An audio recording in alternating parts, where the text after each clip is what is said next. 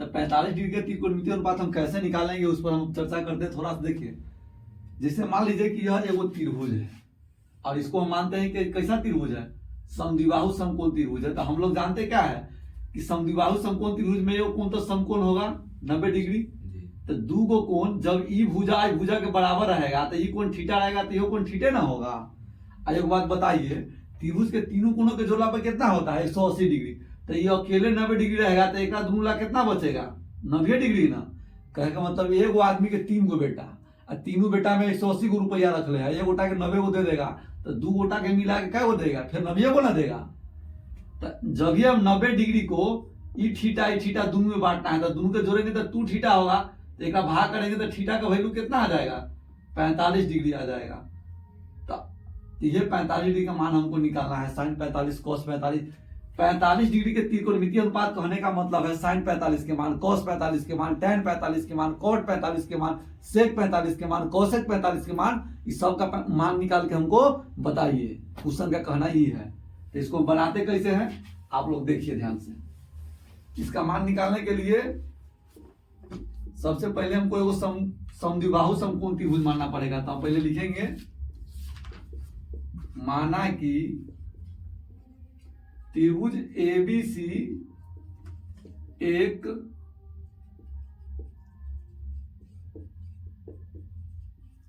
समद्विबाहु समकोण त्रिभुज है। कहिएगा समद्विबाहु समकोण त्रिभुज है।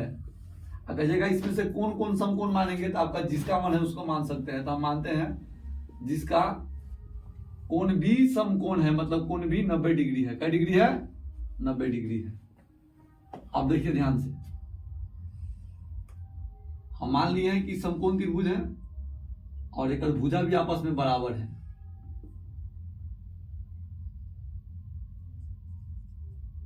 तथा भुजा ए बी बराबर भुजा बी सी। ऊपर डॉट दिया है, इसका मतलब भुजा समझेंगे। क्या समझेंगे, भुजा। एक ए मान लिए, ये बिंदु के बी मान लिए, बिंदु के सी मान लिए। अब बी कौन समकोण है, तो यहाँ समकोण के साइन दे दिए। समकोण के साइन चरखुट होता है, 90 डिग्री कोण हो गया।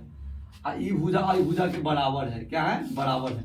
तो ई बचे, ई क्या डिग्री है, ई 90 डिग्री।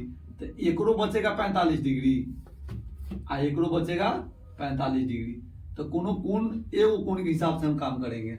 और जिसके भुजा का प्रत्येक भुजा का लंबाई हम मान लेते हैं ए इकाई है।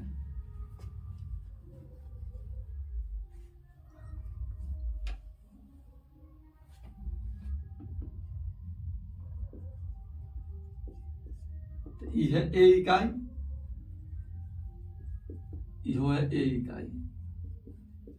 अच्छा, पाइथागोरस ट्रिक तो पढ़े हैं ना। तो पाइथागोरस सूत्र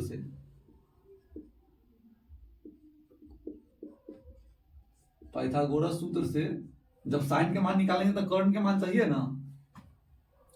तो AC बराबर क्या हो जाएगा, root under A B square. बड़का भुजा के मान निकालना है तो दोनों छोटका भुजा के स्क्वायर के रूट के अंदर में जोड़ देंगे। तो ए स्क्वायर और जोड़ ए स्क्वायर, तो क्या हो जाएगा 2a स्क्वायर। तो इसका वर्गमूल करेंगे तो रूट 2a इकाई आ जाएगा। कितना आ जाएगा, तो ई भुजा की लंबाई हो गया रूट 2a इकाई।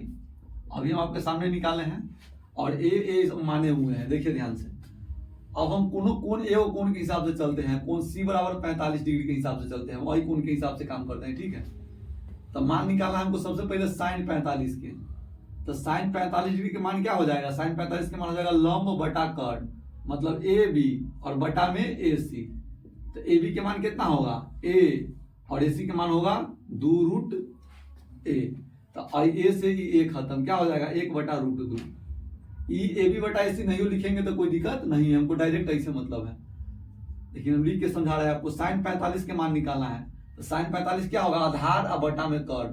तो आधार के मान क्या है, नाम है BC और कर्ण के नाम है AC। BC के मान है A और AC के मान है रूट 2a। ए से ए खत्म, कितना बचेगा, तो आपका जवाब होगा 1 बटा रूट 2। तो आपको हम cos 45 साइन 45 और cos 45 के मान कितना पढ़ाए हैं, 1 बटा रूट 2। 1 बटा रूट 2 है ना, तो 1 बटा रूट 2 आ गया। अब अगला आपको निकालना है tan 45 के मान। तो tan 45 डिग्री के मान क्या हो जाएगा, tan 45 के मान हो जाएगा कोण के हिसाब से, ये लंब आई बटा में आधार। तो लंब के मान क्या है ए बी, आधार के मान क्या है बी सी। ये नहीं लिखेंगे तो कोई दिक्कत नहीं, डायरेक्ट हमको भुजा के लंबाई लिख देंगे, यही से मतलब है। तो 1 से 1 कट के कितना हो जाएगा 1, तो tan 45 के मान निकल गया। अब इसी प्रकार से आगे 3 गो बच गया, cot 45 और sec 45 cosec 45, उसका निकाल के बताते। देखिए tan के बाद cot के बारी है, तो cot 45 आई के हिसाब से, तो आधार और बटा में लंब, तो आधार के मान क्या होगा BC, मतलब वही tan के उल्टा कर देना है। क्या कर देना है, ये 3 को ध्यान से निकाल देना है, उल्टा देना है। तो हो जाएगा a और बटा में a, कटेगा तो कितना बचेगा a। तो cot 45 का मान भी हमें a ना पढ़ाए आप लोगों को, तो एक ना कहे हुए हैं, तो कह जाएगा हाँ सर एक पढ़ाए हुए हैं। अब देखिए आगे, अब मान निकालना है sec 45 डिग्री के, तो sec 45 क्या होगा cos 45 के उल्टा, तो हो जाएगा AC और बटा में BC, कर्ण और बटा में आधार। तो कर्ण के मान √2a और बटा में a से a खत्म हो जाएगा, कितना बचेगा √2। तो आपको पढ़ाए हुए ना sec 45 के मान सादी में √2, तो √2 आ गया। अब देखिए बताते हैं, अब आपको निकालना है cosec 45 डिग्री के मान।